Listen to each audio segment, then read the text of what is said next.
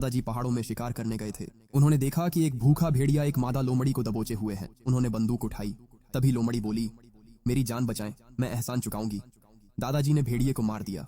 लोमड़ी ने कहा, मैं घायल हूँ, आपके घर रहकर ठीक होना चाहती हूँ, फिर मैं आपके परिवार के लिए सौभाग्य लाऊंगी।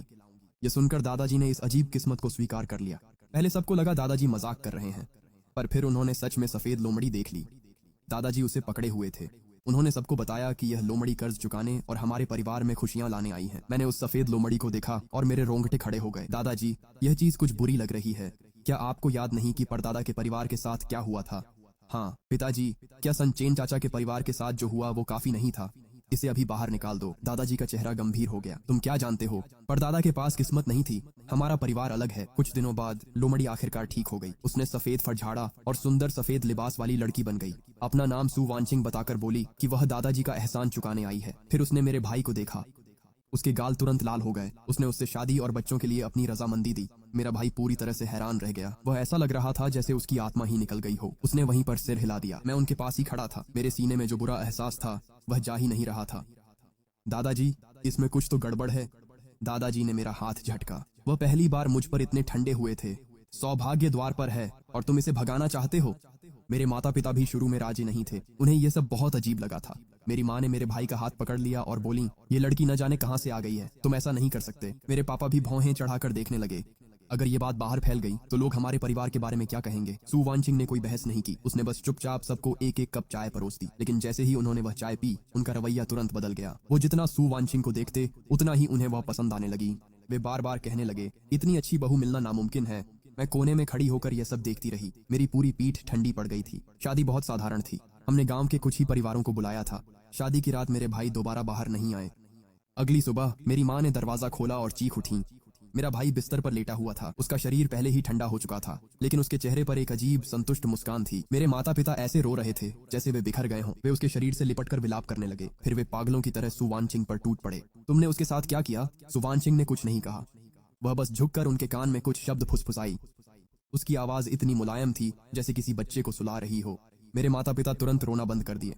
वे एक दूसरे को देखने लगे। उनकी आंखों से दुख गायब हो गया था। उसकी जगह एक अजीब सा उत्साह और जुनून आ गया था। अगले ही दिन वे भी उसी घर में मर गए। मेरे भाई की तरह उनके चेहरे पर भी संतुष्टि की मुस्कान थी। हमारे परिवार से ऐसे ही 3 लोग चले गए। मैं डर के मारे पागल हो गया था। मैं घुटनों के बल गिर पड़ा और दादाजी से उसे भेज देने की भीख मांगी। वह हम सबको मार डालेगी। इसके बजाय दादाजी ने मुझे एक थप्पड़ मार दिया। अगर तुम्हें जिंदा रहना है तो दोबारा कभी उसे भगाने की बात मत करना। उनकी आवाज सर्द हवा सी ठंडी और आंखें अजनबी थीं। याद रहे, तुम उसकी अच्छी सेवा करना। सु वांचिंग उनके पीछे खड़ी थी। वह चुपचाप सब कुछ देख रही थी। उसकी आंखों में वह शांत भाव गुस्से से भी ज्यादा डरावना था। उस दिन के बाद से उस घर में सिर्फ दादाजी, सु वांचिंग और मैं ही बचे थे। हवा इतनी भारी लग रही थी कि मैं मुश्किल से सांस ले पा रहा था। दूसरों के सामने सु वांचिंग हमेशा सौम्य और शालीन दिखती थी। वह दादाजी का बहुत ध्यान रखती और मीठी नरम आवाज में बात करती। लेकिन मैं ही अकेला था जो जानता था कि उसके भीतर अब भी लोमड़ी का असली स्वभाव छुपा है। वह शायद ही कभी पका हुआ खाना छूती थी। कई बार मैंने उसे देर रात चुपके से रसोई में कच्चा ठंडा खाना ढूंढते हुए देखा था। वह जब चलती थी तो कोई आवाज नहीं होती थी। वो अचानक मेरे पीछे आ खड़ी होती थी। मैं इतना डर जाता था कि जैसे दिल बाहर आ जाएगा। उससे मेरी नफरत और डर दोनों बढ़ते गए। एक दोपहर सब्र टूट गया। मैंने उसे माँ का सामान छेड़ते पकड़ लिया। उसने मेरी माँ की पसंदीदा फोटो ढूंढ ली थी। वह नाखून से माँ का चेहरा खुरच रही थी। चेहरा पहले ही खुरच कर धुंधला कर दिया गया था। मेरा आपा खो गया। मैं दौड़कर फोटो वापस लेने गया। तुम क्या कर रही हो? ये मेरी माँ की चीज है, इसे वापस दो। सु वांचिंग ने मुझे अनसुना किया। उसने और जोर लगाया। मैंने उसे धक्का दे दिया। उसने झटके से सिर घुमाया। उसकी आंखें हरे रंग में चमक उठी।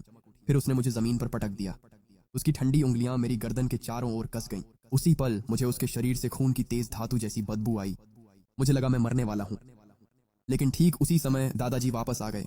सु वांचिंग ने तुरंत मुझे छोड़ दिया और लाल आंखों के साथ एक तरफ हट गई, जैसे मैंने ही उसे सताया हो। दादाजी ने सु वांचिंग को वहां से हटा दिया। उन्होंने मेरी तरफ देखा तक नहीं। वे घबराकर उसके हाथ देखने लगे कि कहीं चोट न लगी हो। सु वांचिंग ने धीरे से कहा, दादाजी उसे मत डांटिए, मेरी गलती थी। दादाजी मुझ पर गरजते हुए बोले, क्या मैंने नहीं कहा था उसका ख्याल रखना? उस पर हाथ उठाने की हिम्मत कैसे हुई? मैं जमीन पर ढह गई। मेरी गर्दन में इतनी तेज दर्द थी कि मैं एक शब्द भी नहीं बोल पाई। निराशा मेरे भीतर से उमड़ पड़ी। उस घर में मैं एक फालतू इंसान बन गई थी। दादाजी ने मुझे लकड़ी के गोदाम में बंद कर दिया। उन्होंने मुझे बस एक फटी हुई रजाई फेंक कर दी। फिर उन्होंने मुझे एक डरावनी चेतावनी दी, अब से तुम सु वांचिंग को वेदी पर बैठे पूर्वज की तरह मानोगी, वरना मैं तुम्हें पहाड़ के उस पार की जायदाद में भेज दूंगा और फिर कभी वापस नहीं आने दूंगा। मैं वहां बैठकर मौत का इंतजार नहीं कर सकती थी। वो घर अब मेरा घर नहीं रहा था।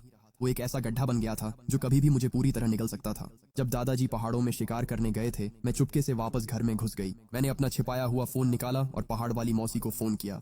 मौसी, मुझे बचाओ, घर में कुछ बुरा हुआ है। भाई और मम्मी पापा सब गायब हैं। फोन पर मेरी मौसी डर गईं। उन्होंने मुझे रुकने को कहा। उन्होंने कहा कि सुबह होते ही वह पहाड़ पर आ जाएंगी। फोन रखने के बाद मुझे आखिरकार थोड़ी सी उम्मीद की किरण महसूस हुई। शाम को दादाजी घर लौटे तो उन्होंने मुझे घूरा। उनकी आंखों में कुछ अजीब था। उन्होंने अपना हाथ आगे बढ़ाया और कहा, मुझे दे दो। मैं कुछ भी इनकार कर पाती, उससे पहले ही उन्होंने मुझे धक्का दे दिया। उन्होंने मेरे जेब से फोन निकाल लिया। उन्होंने कॉल लॉग चेक किया और उनका चेहरा तुरंत बदल गया। तो अब तू बहुत बहादुर हो गई है, अब तू बाहर संदेश भेज रही है। उसने फोन को जोर से जमीन पर पटक दिया। स्क्रीन तुरंत चकनाचूर हो गई।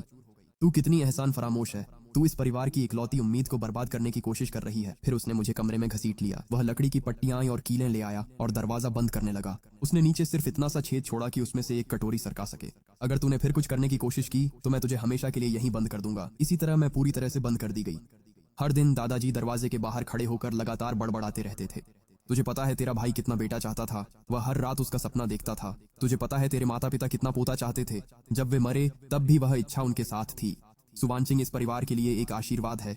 वह हमारी उपकारिणी है और तू उसे चोट पहुंचाना चाहती थी। तुझे लगता है कि तेरा यहाँ किसी पर कोई हक है। वे शब्द मेरे कानों में कीलों की तरह चुभ गए। सिर पकड़कर मैं उसे हिलाती रही। फिर दरवाजे के पार चिल्लाई, उसने मेरे भाई और माता पिता को मार डाला। वह राक्षस है। आप उसके झांसे में आ गए।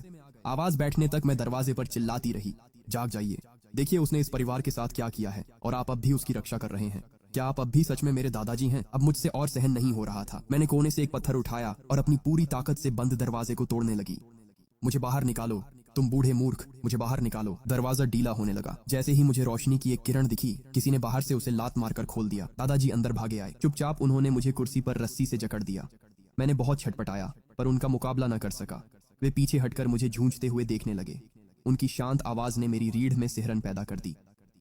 मेरी बात सुनो, मैं तुम्हें उसे बर्बाद करने नहीं दूंगा। मैं जमीन पर पड़ा था। आंसू धूल में मिलकर मेरे चेहरे पर बहने लगे। उम्मीद पूरी तरह खत्म हो चुकी थी। उस कुर्सी से बंधा हुआ मुझे लग रहा था जैसे मैं पहले ही बेकार हो चुका हूं। अब तो मुझ में रोने की भी ताकत नहीं बची थी। दिन दर दिन मैं बस सहता रहा। दादाजी सिर्फ एक कटोरी ठंडा चावल खाने के छेद से अंदर धकेल देते थे। कभी कभी तो वे भूल भी जाते थे। इसके मुकाबले सुवानचिंग को तो जैसे रानी जैसा व्यवहार मिलता था। मैं रसोई से आती गाढ़ी सूप और औषधीय जड़ी बूटियों की खुशबू महसूस कर सकता था। उस शाम मैंने दरवाजे की दरार से देखा कि दादाजी वांगचाई को लेकर पिछाड़े पहाड़ की ओर जा रहे थे। वांगचाई हमारा बूढ़ा शिकारी कुत्ता था। वह हमारे पास लगभग 10 साल से था। वह बेहद वफादार था और दादाजी उसे हर जगह अपने साथ ले जाते थे। काफी देर बाद मैंने देखा कि दादाजी अकेले ही लौट आए। वांगचाई उनके पीछे कहीं नहीं था। दादाजी के हाथ में एक बड़ा चीनी मिट्टी का कटोरा था जिसे एक कपड़े से ढका गया था। उस कपड़े के नीचे कुछ हल्का सा हिल रहा था। वह बार बार फड़क रहा था। सर झुकाए हुए वे जल्दी से सुवानचिंग के कमरे में चले गए। उस रात वांगचाई फिर कभी नहीं दिखा। मैं दरवाजे की दरार से सटकर खड़ा हो गया और बार बार उसका नाम पुकारता रहा। आंगन में पूरी तरह सन्नाटा था। एक भी जवाब नहीं आया। अचानक मेरे सीने में एक आग सी उठी। मैंने अपनी मुट्ठियां कसकर भींच ली। कुछ ही पल बाद सुवानचिंग का दरवाजा खुला।